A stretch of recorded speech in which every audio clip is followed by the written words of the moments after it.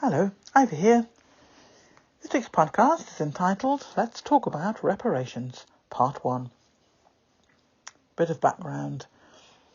This week's podcast and the next two podcasts will explore different perspectives of the topic of various countries who were involved in the slave trade of history, with all the suffering and inhumane treatment of certain groups of society that took place, and was very much part of the fabric of those nations.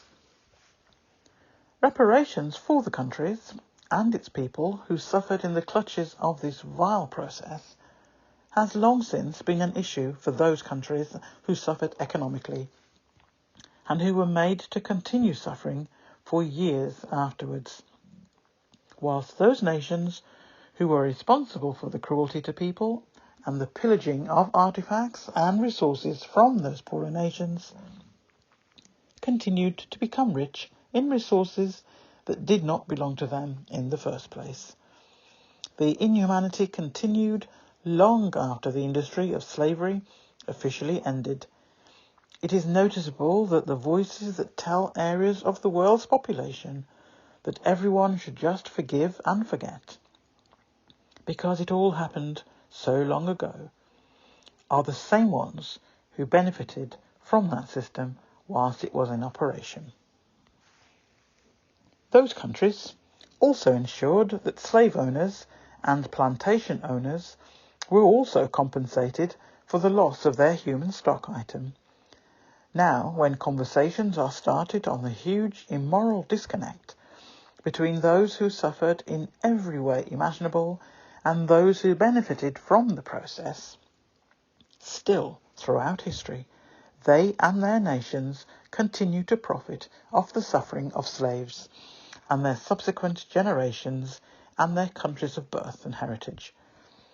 All those involved in that inhumane industry, when slavery was abolished in each country, were compensated for their losses, and the countries left behind saddled with debt. This series of podcasts will set out the case why this will not be forgotten, and all those countries who demanded, and some continue to receive to this day, payments from countries impoverished by the slave trade, and who continue to live a lower standard of living than otherwise would be necessary if those countries could invest in their own economies.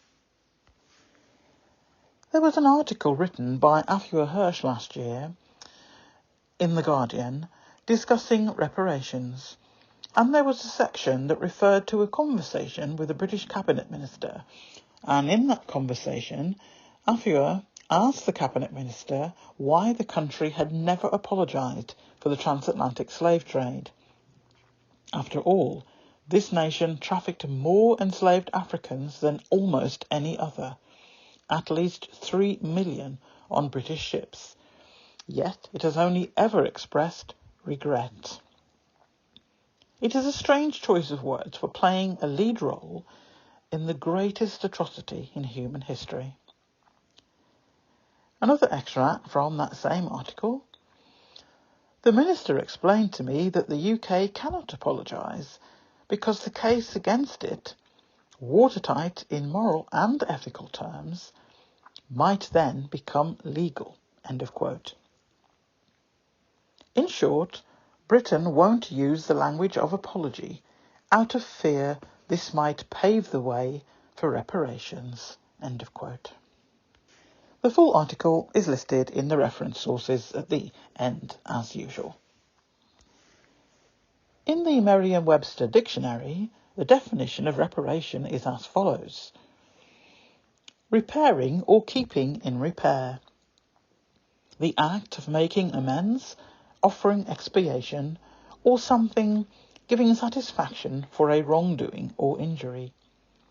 Something done or given as amends or satisfaction.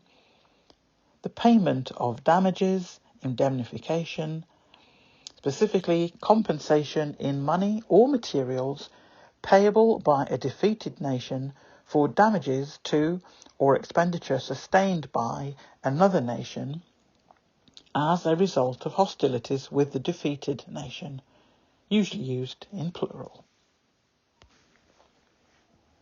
One of the reference sources at the end of the article is about a website called Discovering Bristol. I was very impressed with that website, and you will hear me talk about it throughout this podcast, and no doubt the future ones as well. So just a few lines about Discovering Bristol.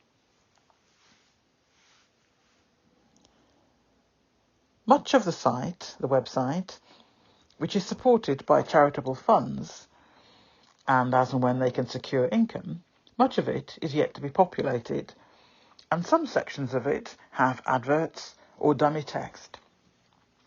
Don't be put off if you visit the website, because the sections that have got information included are excellent and give you a good stepping stone in terms of what to look for in other areas of the world.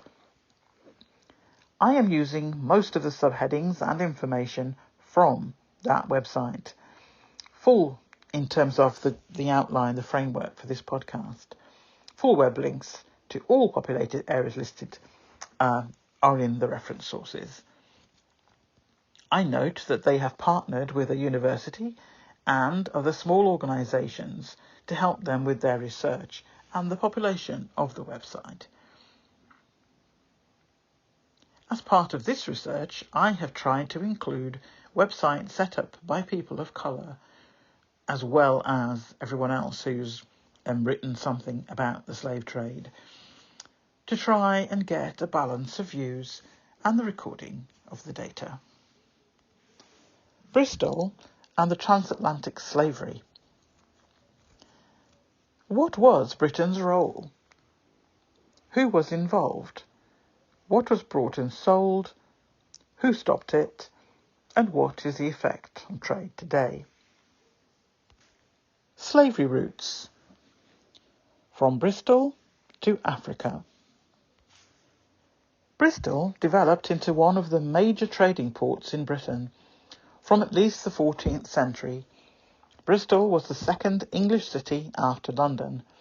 The city held this position because of the economic importance of the port of Bristol. Trade at this time was based mainly on the woolen cloth produced in the surrounding counties of Somerset, Gloucestershire, Devon and Dorset. Bristol merchants were trading with Europe from at least the 11th century. To support the expansion of trade, Bristol had a shipbuilding industry and a financial industry, as well as a network of merchants with contacts in different countries. The surrounding area produced goods to trade. Bristol merchants were keen and always looking for new areas of trade. When the opportunity came to join the developing trade to Africa and the Americas, they seized the chance. African goods had been traded in Europe for centuries through Muslim traders in North Africa.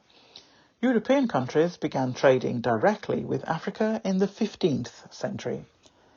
The main goods traded in the early period were gold, ivory, woods to make dye, and pepper.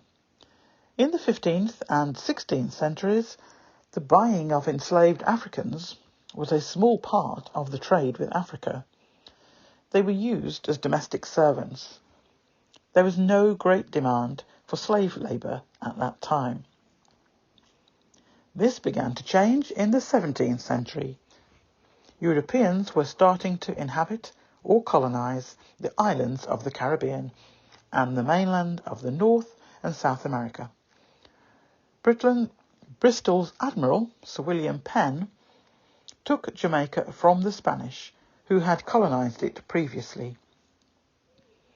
British settlers moved to the island. Such newcomers may have started by growing food, but they began to grow crops to sell. Large estates developed, called plantations, which were devoted to growing sugar or tobacco for sale to Europe. Before 1698, the Royal African Company, a trading company based in London, had control, a monopoly, in Britain on all trade with Africa. With this monopoly, only ships owned by the company could trade for gold, ivory, wood for dye, spices and slaves. Any other companies or merchants trading with Africa would have been acting illegally. With their international trade contacts, Bristol merchants were well placed to enter the African trade.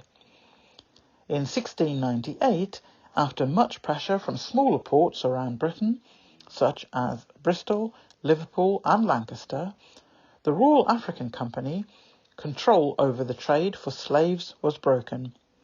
Local shipbuilding yards in Bristol would have been involved in fitting out ships for the trade. In 1698, Bristol's first slave ship, called the Beginning, and owned by Stephen Baker, sailed from Bristol to the African coast. The captain purchased a number of enslaved Africans and delivered them to the island of Jamaica in the Caribbean. They were sold and put to work on the plantations. Many ships followed, such as the Southwell frigate pictured, which you will see in the article, which made 2 slave voyages from Bristol in 1746 and 1748. The ship was owned by a group of Bristol merchants, Michael Beecher and Co., James Laroche, Martin French, and William Miller and Co. In 1746, the ship delivered 629 enslaved Africans to the Caribbean islands of Jamaica and Antigua. It was reported that 150 died crossing the Atlantic Ocean, probably due to sickness because of the harsh conditions. In 1748, on a voyage to Angola, West Africa, the captain was instructed to buy 500 slaves. It is not known how many he did buy, but only 284 enslaved Africans were delivered to America. The transatlantic slave trade, so called because of the route taken by the slave ships across the Atlantic Ocean from Africa to the Caribbean and North America, had an enormous effect on Bristol. Between 1698 and 1807, a known 2,108 ships left Bristol for Africa to exchange goods for enslaved Africans and take them to the Caribbean. Many other English and European ports of the time were also involved in the trade, such as London and Liverpool in Britain, and Nantes in France. Bristol was a wealthy city and a trading port before its involvement with the transatlantic slave trade. The profits from the trade made it wealthier. From Africa to America. Many British ships made the journey to West Africa to trade for enslaved African people. Once on board, the enslaved Africans would be taken across the Atlantic Ocean to the Americas, where they would be sold to the plantation owners who needed them to work on the plantations there. The ships would then load up with new cargo for the last leg of the journey back to Britain. They would be taking back goods such as sugar and tobacco that were grown by the slaves on the plantations. Life on board the slave ships was harsh. The captains were often cruel. The enslaved Africans and the crew suffered from the poor conditions and treatment. Disease was common, and many would die on the journey. From America to Bristol. The last leg of the triangular trade was the return back to Bristol. This is known as the return passage. The slave ships would have left Bristol many months before for West Africa. Once there, they traded for enslaved Africans, whom they took across the Atlantic Ocean to the European-owned plantations in America and the Caribbean. Once they had sold their cargo of slaves, the ships crossed the Atlantic Ocean again on their journey back to Bristol. This time, the ship's holds were filled, not with human beings, but with barrels of sugar, rum, or tobacco. These had been produced by the slaves on the plantations and were brought back to Bristol to be processed in factories and then sold in shops.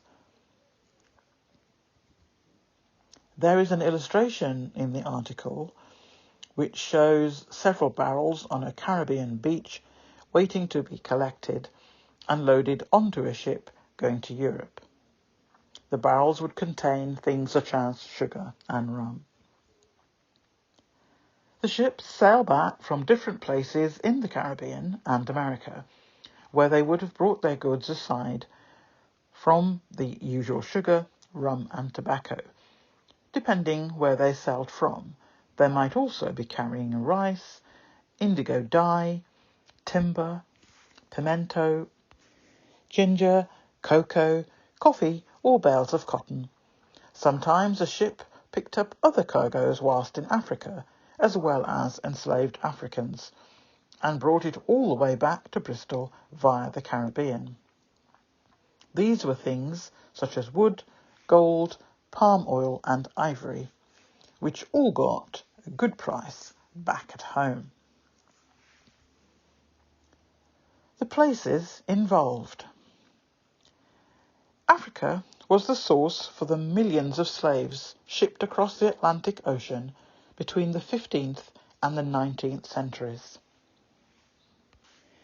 It was also the source for slaves who were shipped north and east to the Arab world from the 7th century. Europeans rarely went further into Africa than the coastal areas. Before the Europeans even knew of Africa, it was a rich and varied continent with many different cultures and civilizations. At this time, the Europeans thought that they were the only truly civilized people. Due to ignorance and fear, they never came to acknowledge the sophistication of African cultures and civilizations. Art, culture and technology. West African craftspeople produced a wide range of sophisticated items. Brass objects were made by the Brassworkers Guild in the city of Benin, part of what is today Nigeria. Guilds were professional bodies set up for different craftspeople. The gold ornaments made by the goldsmiths of the Asante people show the high level of technological expertise in working gold. Gold was mined in the area where the Asante lived, now Ghana in West Africa. Copper was called the red gold of Africa because it was so highly prized by Africans. It was mined in the modern-day states of Mauritania, Mali and Niger, and in Angola and Zaire. Mining the copper was hard work. From the 14th century, brass, a mix of alloy of copper and zinc, was brought into West Africa by European traders.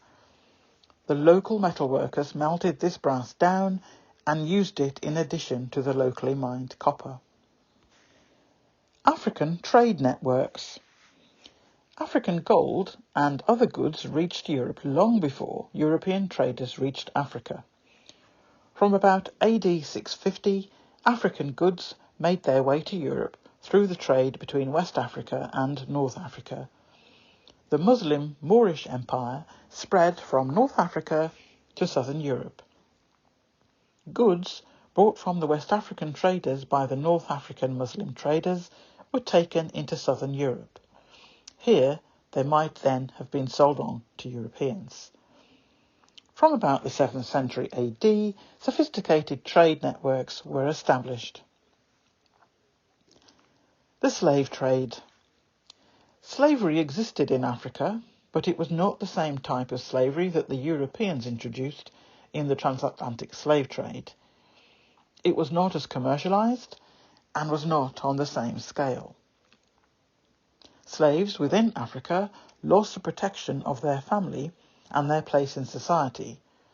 They or their children, however, might eventually become part of the master's family. In some cases, within 3 generations, there was no social distinction between people of slave origins and those of free origins. This was very different to the system of chattel slavery, which Europeans introduced. In this system, the status of the slave was passed down through generations. Once a person was enslaved, their children would also be slaves for their entire lives. This was not usually the case with slaves within Africa. Europe. Many port towns and cities around Europe joined in the transatlantic slave trade. The traders in the ports hoped to share in the dazzling profits of which they heard. Some nations were involved on a small scale, for example Denmark and Genoa, now part of Italy. Denmark was interested mainly in supplying its one island in the Caribbean with slaves. Denmark did not supply slaves to other competing countries, as some nations did. Genoa supplied slaves to the Spanish plantations for a few years in the 1660s, but the Italian traders seem to have been involved only in the 16th and 17th centuries. The slave trade was dominated by three main players: France, Britain, and Portugal. They were the major slave-trading nations. Spain was a major user of slave labour in its Caribbean and South American colonies. Britain was a major player in the transatlantic slave trade. British ships carried 2,600,000 enslaved Africans in the 18th century to the Caribbean and the Americas.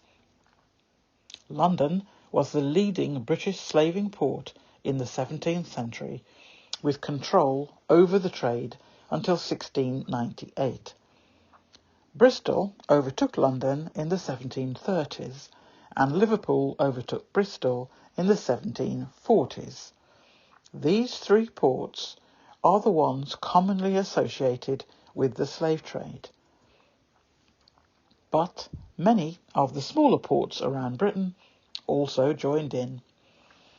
Many of these small port towns pulled out of the transatlantic trade in slaves, sugar or tobacco, leaving it to the larger ports such as Bristol and Liverpool. This was because they lacked access to the goods, cargoes, finance and experience of the larger ports. Merchants from Birmingham in the Midlands in the UK and Bath in the southwest, for example, invested in slaving voyages out of Bristol. Manufacturing towns such as Birmingham in the Midlands and Manchester in the north of England sold products as trade goods to the slavers in the port cities. These included goods such as cotton, cloth from Manchester, and guns and metal goods from Birmingham. Particular acknowledgement here to the work done by Nigel Tattersfield on the slave trade from the minor ports of England. You will find more of that on the website. The West Indies. When Christopher Columbus landed on the Bahamas in 1492, over the next 100 years, the islands and the east coast of mainland America were settled by Europeans. They were farming the land, growing crops at first for food, and then later for luxury crops to be sold. On the islands, the local people were made to work the land by the invading Europeans. But they were unused to the diseases brought by the Europeans and quickly died out due to disease, overwork, and harsh treatment, and fighting the new settlers. The Europeans had productive plantations, but no one to work them.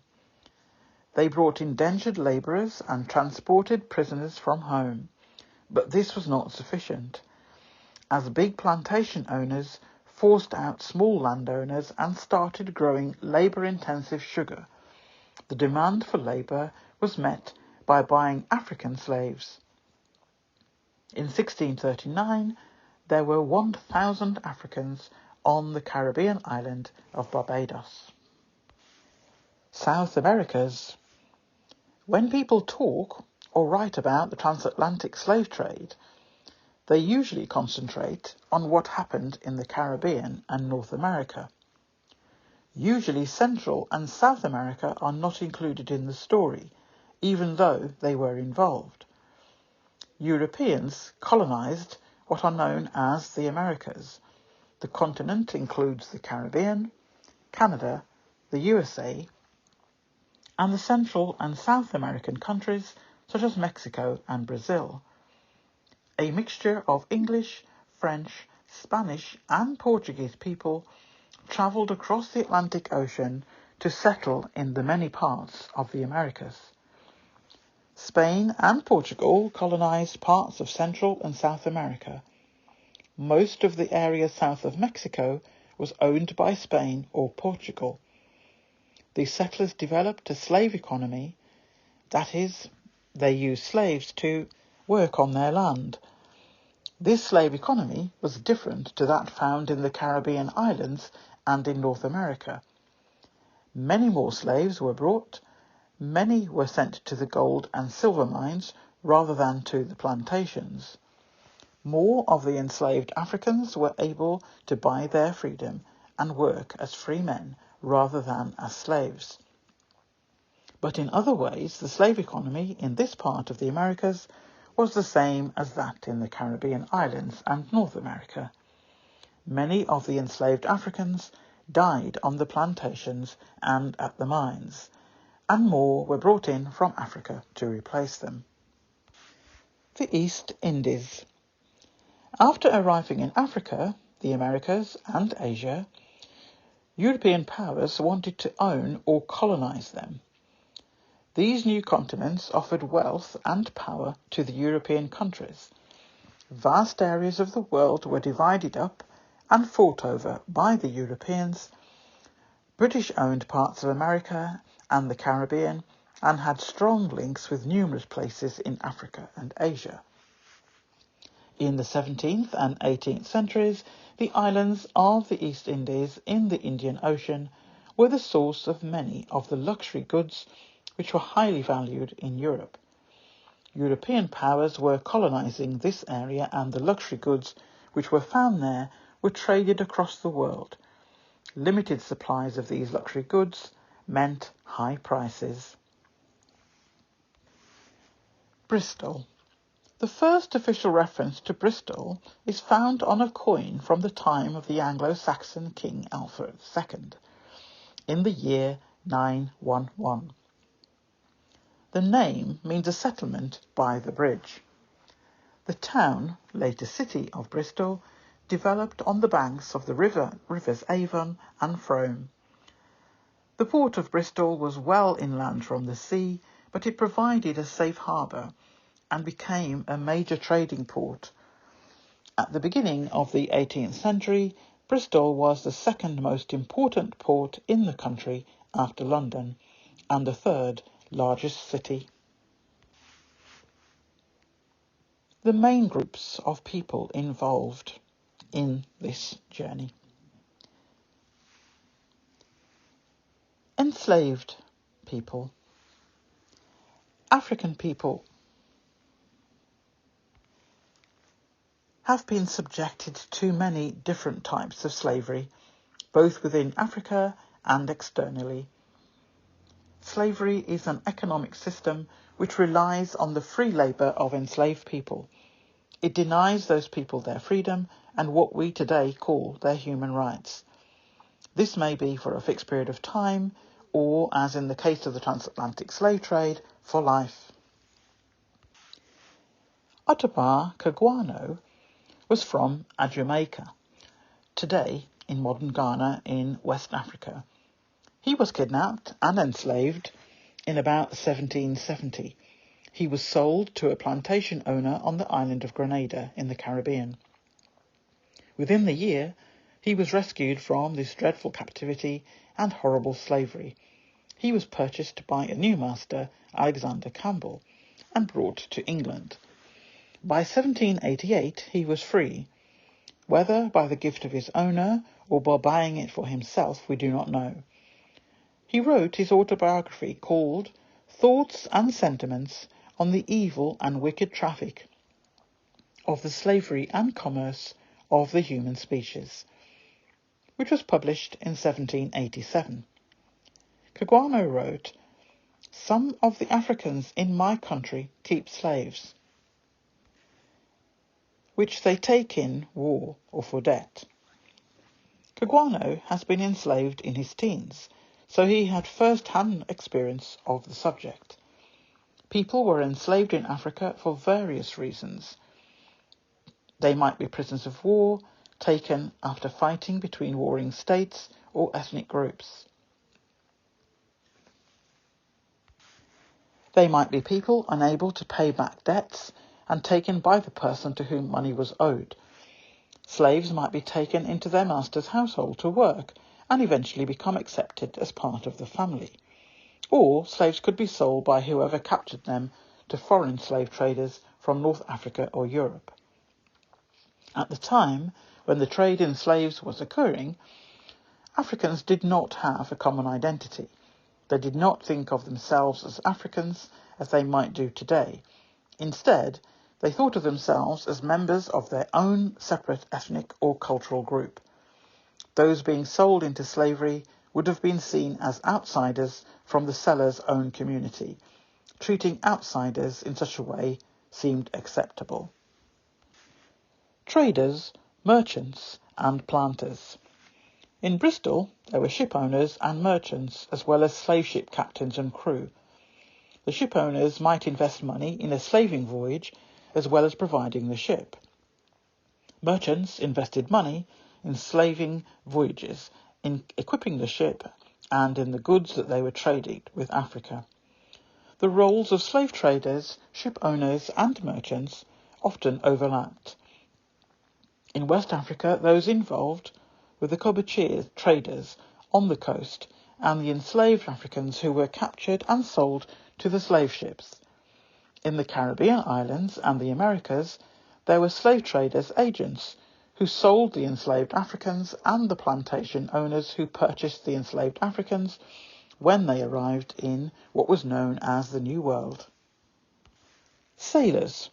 There were some 2,000 sailors who lived in Bristol by the 1750s. Of these, only the most desperate worked on slave ships. This was because illness, terrible heat, and the threat of slave rebellions made a trip to Africa hard. Sailors tried to avoid joining a slaving voyage. Thomas Clarkson campaigned against the slave trade. In order to understand more about the slave trade and those who took part in it, he came to Bristol in 1787. He spoke to many sailors to get an idea of the horrors they went through on the trip to Africa and the Caribbean on slaving voyages. Later, Clarkson wrote that men on their first slaving voyages usually disliked the traffic, but if they went a second or third time, their disposition became accustomed to carry away men and women by force. Clarkson meant that sailors on their first slaving voyage might not have liked the job of taking slaves, but by the second or third voyage they were used to it. By the 1780s, many sailors were recruited from the rough drinking taverns on Marsh Street in Bristol. They were often taken by trickery by the ship's captains who were looking for crew to man their slaving ships. This was one of the few ways that the captains could get sailors.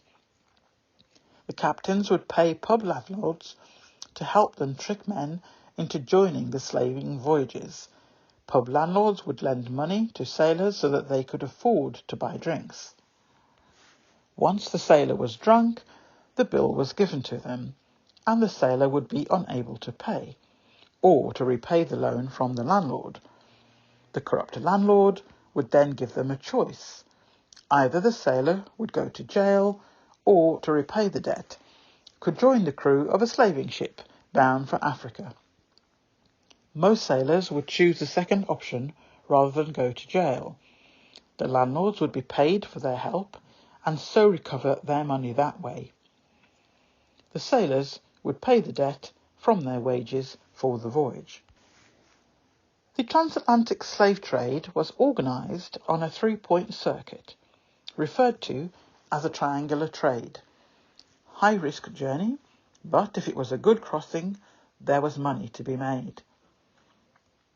On the website, you will find more information under each bullet point listed above, and the map of the three-point circuit shown in the article as an image.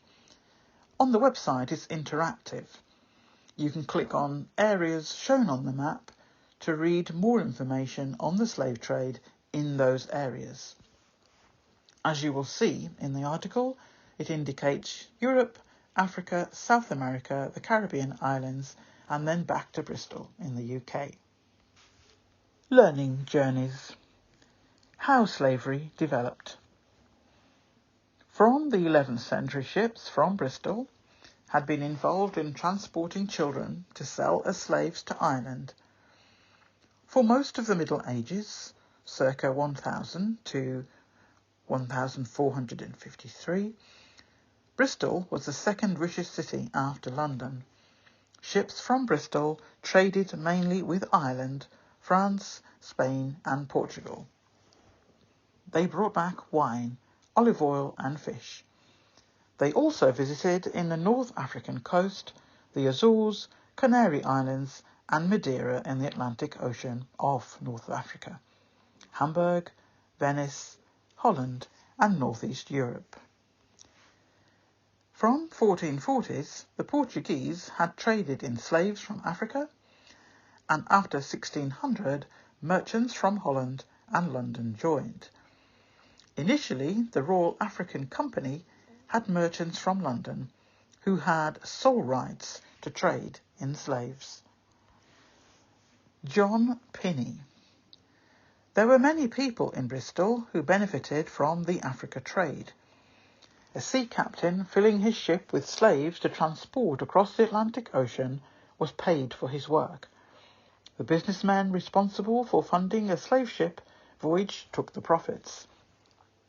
Small businesses and craftsmen were paid for supplying the trade goods exchanged for enslaved Africans.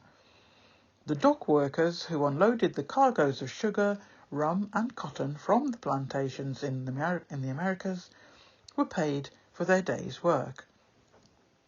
Many people throughout Britain, not only in the ports, benefited directly from this trade in human cargo. It could be argued that indirectly, so did everyone else in the country. The wealth gained through this trade was used to fund new ships, buildings, charitable works, and industrial projects in Britain. It may have helped to fuel the Industrial Revolution.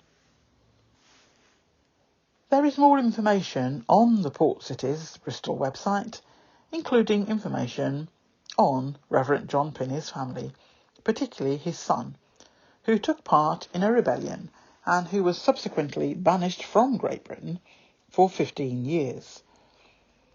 The difference in how that man was punished by being banned from the country to the island of Nevis in the Caribbean, but laden with resources to survive, compared to the millions of slaves, is stark. John Pinney kept detailed notes of his business activities, useful for us all to read now.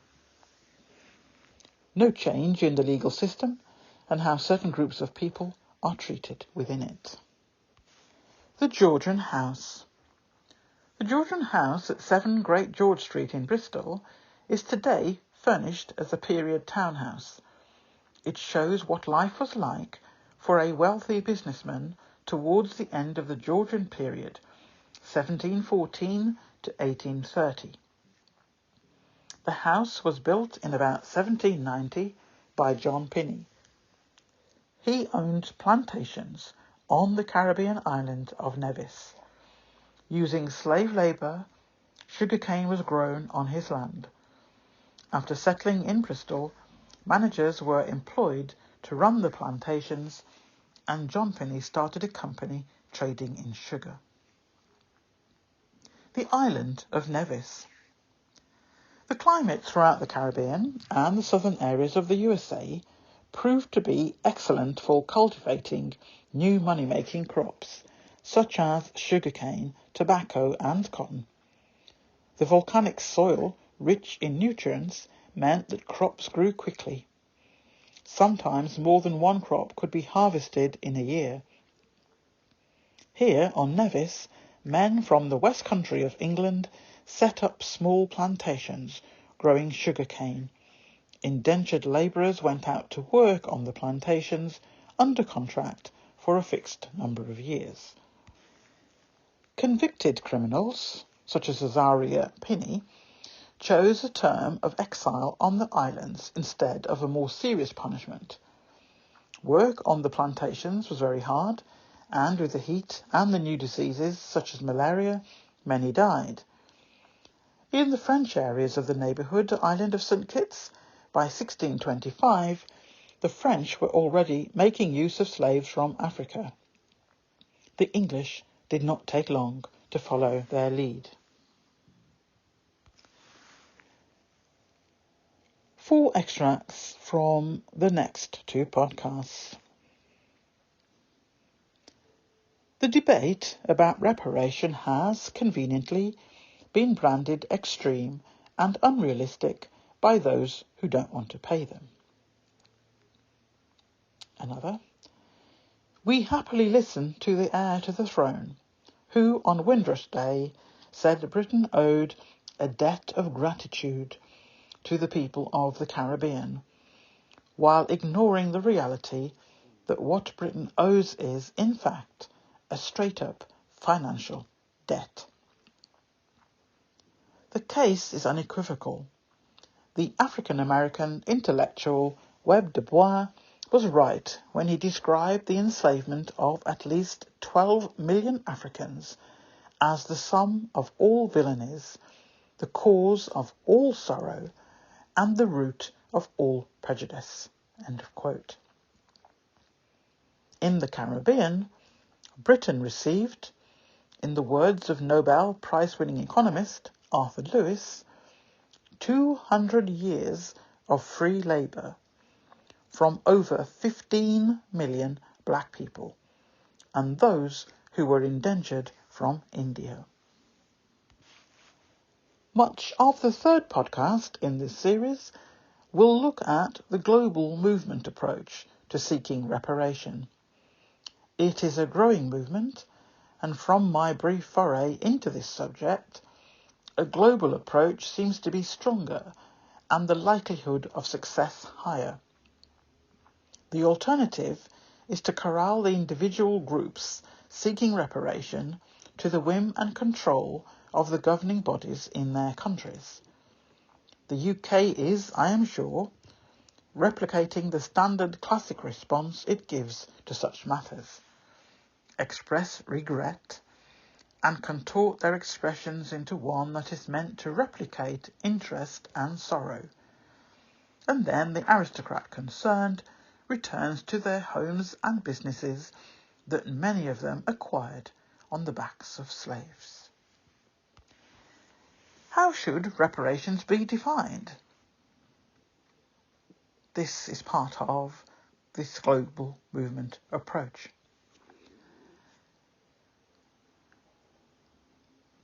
Research has been done. There's a lot of work that seems to be emerging now about this global approach.